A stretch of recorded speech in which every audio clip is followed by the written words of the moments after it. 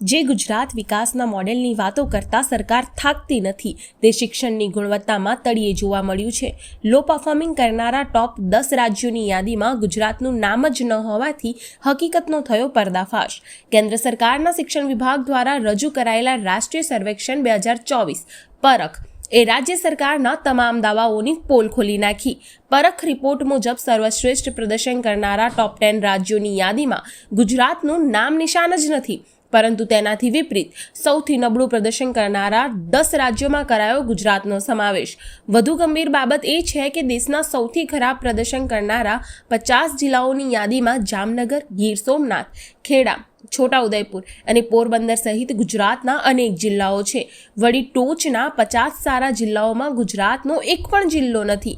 લાખો કરોડોના ખર્ચે ચાલતા વિદ્યા સમીક્ષા કેન્દ્ર હોવા છતાં શિક્ષણનું સ્તર કેમ નીચે ગયું? કોંગ્રેસે આ રિપોર્ટને લઈને સરકારને ઘેરવાનું શરૂ કર્યું છે। આ પરિસ્થિતિ પર તાત્કાલિક ધ્યાન આપવું જરૂરી છે।